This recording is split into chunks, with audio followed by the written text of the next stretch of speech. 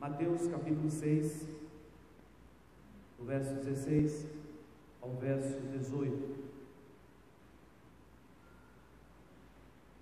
A palavra do Senhor nos diz assim: quando jejuardes, não vos mostreis contristados como os hipócritas, porque desfiguram o rosto com o fim de parecer aos homens que jejuam. Em verdade vos digo que eles já receberam a recompensa. Tu, porém, quando jejuares, unge a cabeça e lava o rosto, com o fim de não parecer aos homens que jejuas, e sim ao teu Pai em secreto, e teu Pai que vê em secreto te recompensará. Amém. Meus irmãos, o nosso desejo ao final desse sermão é que os irmãos sejam estimulados nessa prática do jejum,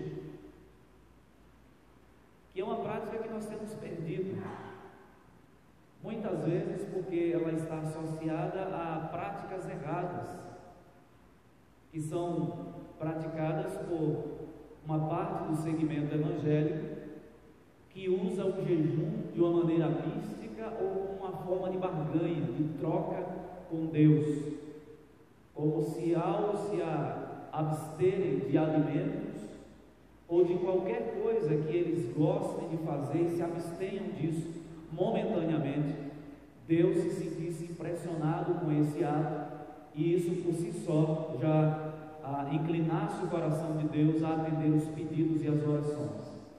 E o fato é que muitas vezes, por conta disso, dessa prática errada com respeito ao jejum, a gente também deixa de falar. Eu acredito que eu não falei aqui na igreja ainda durante esse tempo que eu estou aqui sobre isso, e nós precisamos enfatizar esse assunto, que é muito importante, e a Bíblia fala sobre ele. Jesus ensinou sobre ele nesse texto. Jesus praticou o jejum. O povo de Deus no Antigo Testamento também se valia dessa prática muito importante. E ao final desse sermão eu gostaria de desafiar a igreja para que nós pudéssemos colocar diante do Senhor em oração e também que pudéssemos fazer prática desse meio tão importante para o nosso crescimento e enlevo espiritual. Meus irmãos, o que está acontecendo aqui no capítulo 6 do Evangelho de Mateus? Jesus traz uma série de instruções nesse capítulo, pelo menos de 3 atitudes importantes que o discípulo, que o homem que é bem-aventurado, que ele trata no capítulo 5, deve ter. 3 atitudes essenciais na caminhada cristã. E se você voltar os seus olhos aí para o capítulo 6, Jesus diz no versículo 1, que aqui é uma espécie de tese do capítulo 6, ou seja, Jesus ele vai alertar os seus discípulos a respeito de algumas coisas, e ele já começa com um imperativo dizendo: guardai-vos de exercer a vossa justiça diante dos homens, com o fim de serdes vistos por eles. De outra sorte, não tereis galardão junto de vosso Pai Celeste.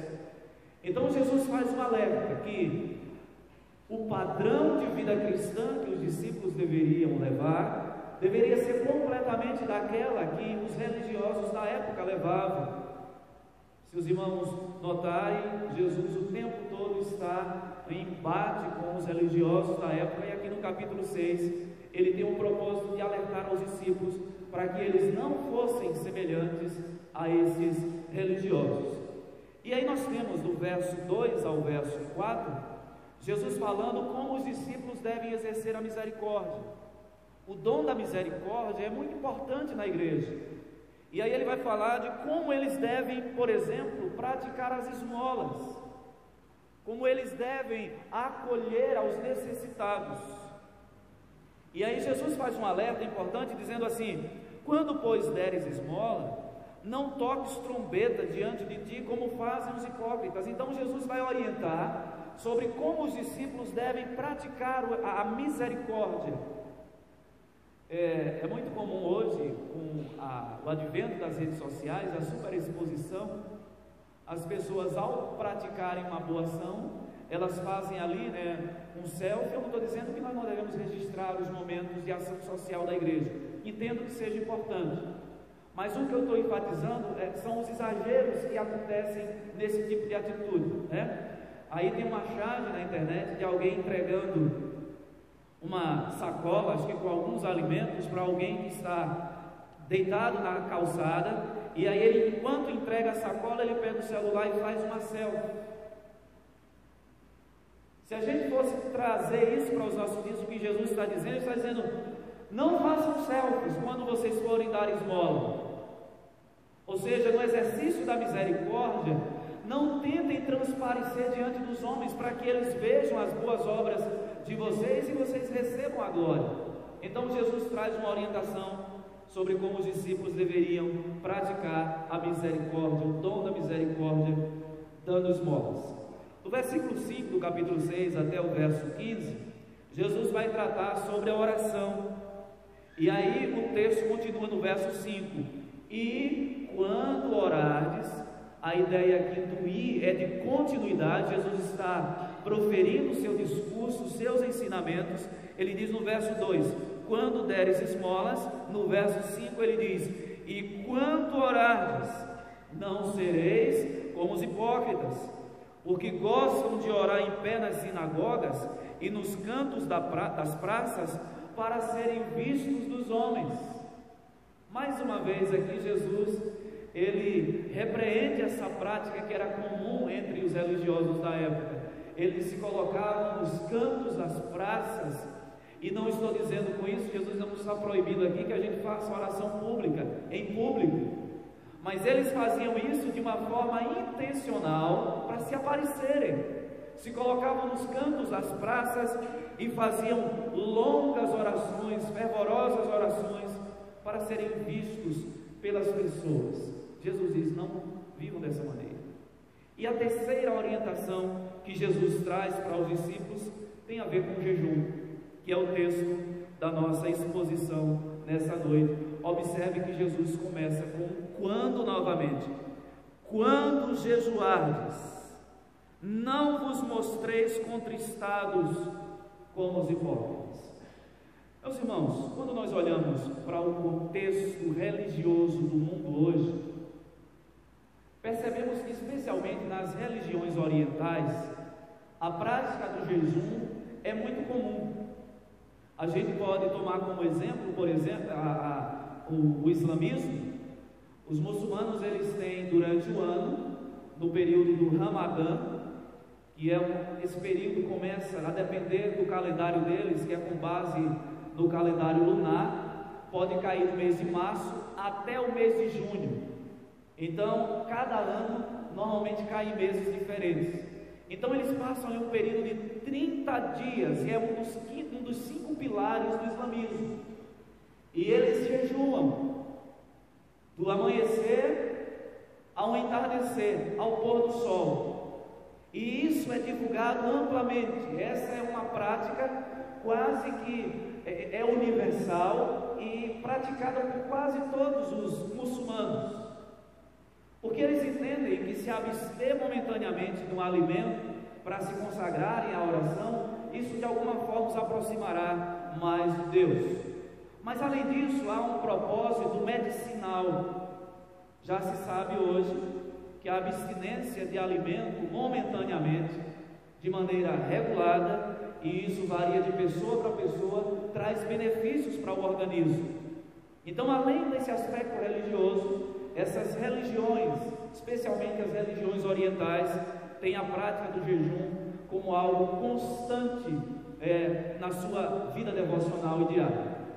Quando nós chegamos mais para o ambiente bíblico, olhando para o Antigo Testamento, nós percebemos que os judeus também tinham essa prática. E eles tinham pelo menos 2 dias importantes de jejuns. O primeiro dia a primeira data importante era o dia da expiação. Nós encontramos esse registro lá em Levítico capítulo 16, que era o dia em que o sacerdote se apresentava diante de Deus com o sacrifício do povo, então era proclamado um jejum e os israelitas deveriam se submeter a esse jejum. E uma outra data importante no calendário judaico é o que é chamado de mês de Abib, que é uma lembrança que os judeus têm de 2 cativeiros, 2 períodos difíceis que o povo enfrentou na história.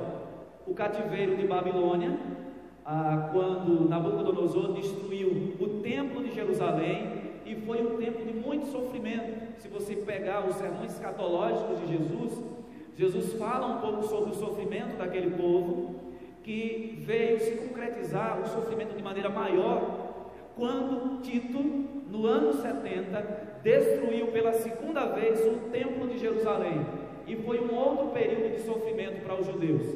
Então, no mês de Abib, no calendário judaico, eles comemoram, eles fazem um jejum, se lembrando desses 2 momentos de calamidade: 586, o cativeiro de Babilônia, e a destruição do templo de Jerusalém no ano 70 da era cristã, do ano Domini. Mas havia outros momentos específicos, especialmente entre os judeus, em que eles praticavam jejuns. Por exemplo, em tempos de calamidade, falta de chuva, momentos de epidemias, de guerras, quando Deus muitas vezes mandava pragas para o meio do povo por causa da desobediência. Nós encontramos pelo menos 3 recorrências na literatura bíblica. Em Juízes capítulo 20, versículo 26, depois que os judeus passaram por um período de sofrimento por causa de uma guerra perdida, eles então caíram em pranto diante do Senhor, se vestiram de pano de saco e cinza, colocaram a boca no pó e jejuaram ao Senhor, clamando por misericórdia.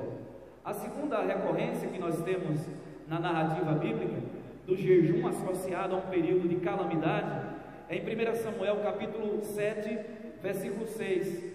Samuel chamou o povo para se consagrarem a Deus, depois do povo ter levantado altares a Baal. Então Deus trouxe sofrimento a Israel e eles caíram em quebrantamento e jejuaram ao Senhor. A terceira e talvez a mais conhecida ocorrência de jejum na Bíblia está no livro de Neemias, no capítulo 9, versículo 1.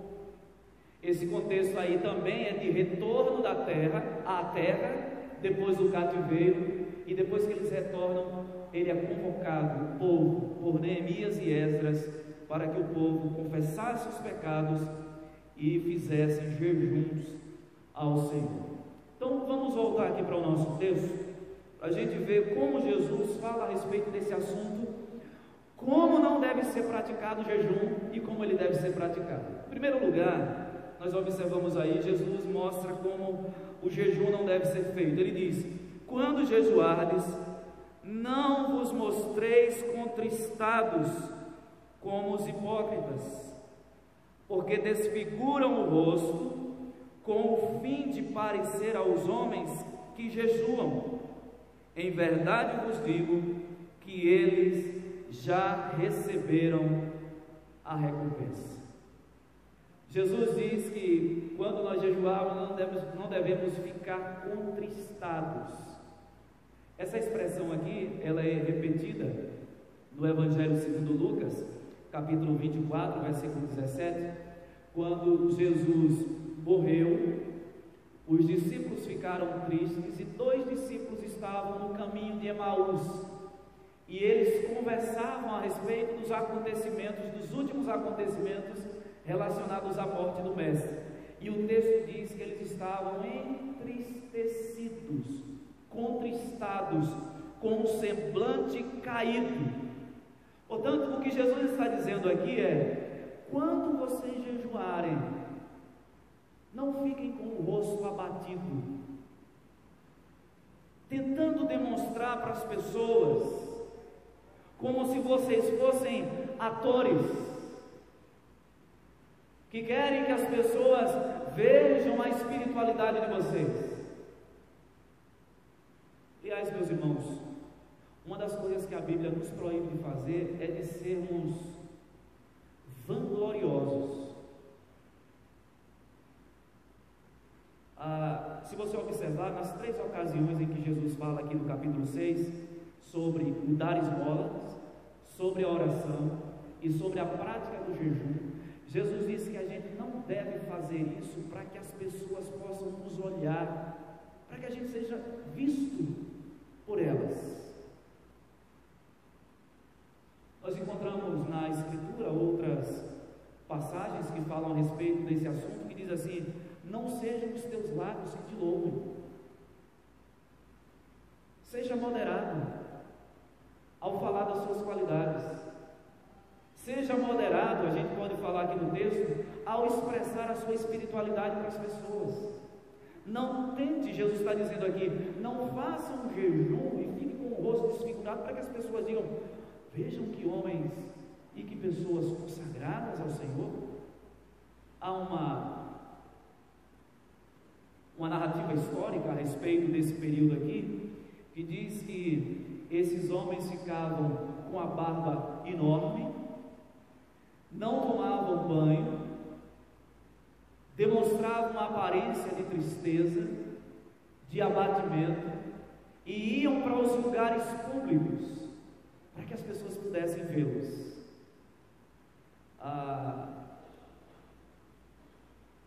Ontem, quando nós falamos para os jovens, ontem tivemos uma programação e foi um momento, a Noite das Máscaras, um momento bastante agradável, e a gente aproveitou para trazer uma palavra relacionada a esse assunto, sobre o perigo de viver de aparência.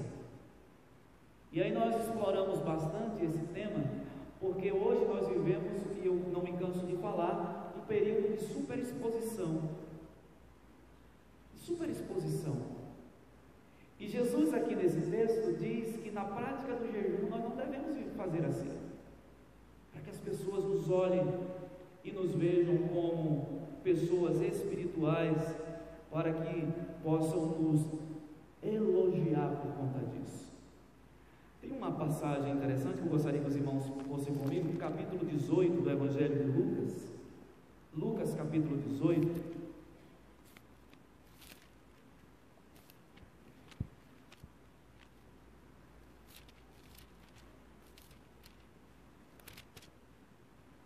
A partir do versículo 9, Jesus conta a parábola do fariseu e do publicano.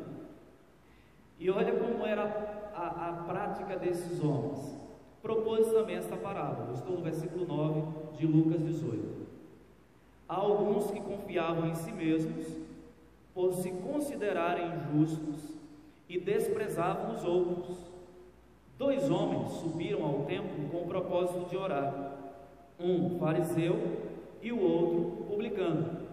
O fariseu, posto em pé, orava de si para si mesmo desta forma: ó Deus, graças te dou, porque não sou como os demais homens, roubadores, injustos, adúlteros, nem ainda como este publicano. Jejuo 2 vezes por semana e dou o dízimo de tudo quanto ganho. O publicano, estando em pé, longe, não ousava nem ainda levantar os olhos ao céu, mas batia no peito, dizendo: ó Deus, sê propício a mim, pecador. Digo-vos que este desceu justificado para a sua casa, e não aquele, porque todo o que se exalta será humilhado, mas o que se humilha será exaltado. Então, quando Jesus diz aqui no verso de número 16, quando jejuardes, não vos mostreis contristados como os hipócritas, Jesus estava se referindo a esse tipo de prática. Olha como esse homem se dirigiu a Deus: obrigado, Senhor, que eu não sou como muitos, pelo contrário, eu jejuo 2 vezes por semana, sou alguém ali fiel na devolução do dízimo, não sou como esse publicano. E aí Jesus conta essa parábola para repreender esse tipo de prática. E aí Jesus, no verso 16, ele conclui assim: em verdade vos digo que eles já receberam a recompensa. Eles já receberam a recompensa. Aqui é no sentido de salário, ou um elogio. Quando as pessoas olhavam para esses homens e diziam assim: que homens consagrados, Jesus diz: a recompensa já foi recebida. O elogio dos homens, o reconhecimento dos homens, e não o reconhecimento do Senhor. No capítulo 6 do Evangelho de Mateus, no versículo 1 que nós lemos, Jesus diz assim: guardai-vos de exercer a vossa justiça diante dos homens, com o fim de serdes vistos por eles, de outra sorte não tereis galardão junto de vosso Pai Celeste. O verso 16 nos mostra como não fazer o jejum. Os versos 17 e 18, Jesus nos ensina como fazer o jejum. E aí Jesus diz: tu, porém, observe que há uma adversativa aqui. É como se Jesus dissesse, ao contrário do que foi narrado, dito anteriormente: você, quando jejuardes, unge a cabeça e lava o rosto. Não mostra para ninguém. Vive a tua vida normal. Lava a cabeça, unge a cabeça e lava o rosto. E aí no verso 18 ele diz: com o fim de não parecer aos homens que jejuas, e sim ao teu Pai em secreto, e teu Pai que vê em secreto te recompensará. Nós entendemos que Jesus, ao dizer tu, porém, quando jejuardes, unge a cabeça e lava o rosto, Ele está nos incentivando, meus irmãos, a que nós pratiquemos o jejum. No capítulo 4 desse mesmo Evangelho, antes do início do seu ministério público, do versículo 1 ao versículo 3, observe que antes de Jesus iniciar o seu ministério, ele se prepara na oração e no jejum. O texto nos diz: a seguir foi Jesus levado pelo Espírito ao deserto para ser tentado pelo diabo, e depois de jejuar 40 dias e 40 noites, teve fome. Então o tentador, aproximando-se, lhe disse: se és filho de Deus, manda que estas pedras se transformem em pães. O ministério de nosso Senhor Jesus Cristo foi iniciado com oração e também com consagração ao Senhor. Queridos, como a nossa vida seria diferente se nós também, em todas as nossas decisões, em todos os nossos passos, nós nos colocássemos diante de Deus em oração, em consagração a Ele, pudéssemos nos submeter ao Senhor. Cristo, sendo Deus, não julgou com usurpação, se esvaziou, e antes de iniciar o seu ministério terreno, ele se consagrou ao Senhor em oração e jejuou também. Quais são algumas situações pelas quais nós devemos jejuar? Eu gostaria já de caminhar aqui para a conclusão desse sermão e também a aplicação. Nós devemos orar e jejuar pela nossa família, pelo nosso cônjuge, pelos nossos filhos, pela conversão dos nossos.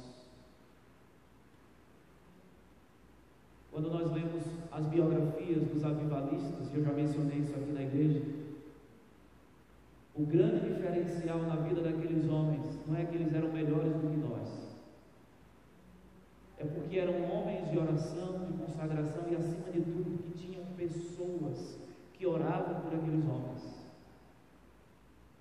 Como é o caso da mãe de Jonathan Edwards, John Wesley, uma mulher intercessora e que jejuava também pelos seus filhos. Nós devemos orar e jejuar pela nossa igreja, para que Deus nos fortaleça, nos anime, nos encoraje, nos faça ter um ânimo novo, para que o Senhor possa levantar aqueles que estão com os seus joelhos enfraquecidos, espiritualmente falando, com os seus joelhos descaídos, para que eles se levantem e com força, com vigor, com entusiasmo, continuem trabalhando para a glória do Senhor, para o crescimento e a expansão do seu reino. Nós devemos orar e também colocar diante do Senhor em jejum enfermidades, momentos de enfermidades, por queridos nossos, familiares, irmãos da igreja. Devemos orar e jejuar pelo nosso país. O jejum no Antigo Testamento em Israel era praticado especialmente em momentos de calamidade nacional. Põe a tua boca no pó, cubram-se de panos de saco e cinza em sinal de humilhação. Talvez haja esperança, diz o profeta do Senhor. Nós devemos orar, meus irmãos, e jejuar pelos nossos missionários espalhados pelo mundo inteiro, para que Deus os encoraje, os fortaleça, dê a eles o vigor necessário para desempenhar essa tarefa tão árdua, tão difícil, para que o Senhor os sustente em suas mãos. Eu gostaria de concluir esse sermão nessa noite, convocando a igreja para que nós apliquemos durante essa semana o que nós acabamos de ouvir. Eu gostaria de incentivá-los a que durante essa semana você separasse um momento de oração ao Senhor. Não é passar fome, não é você simplesmente se abster do alimento, não é você fazer barganha com Deus, é que você separasse um período dessa semana, uma manhã, algumas horas, um dia inteiro, para que você pudesse se colocar diante do Senhor em oração pela igreja, pela sua família, e também que jejuasse nesse propósito, colocasse diante do Senhor, clamando a Ele, suplicando a Ele a sua graça e a sua misericórdia. Eu coloquei aqui que nós estabelecêssemos esse dia na terça-feira, e que toda a igreja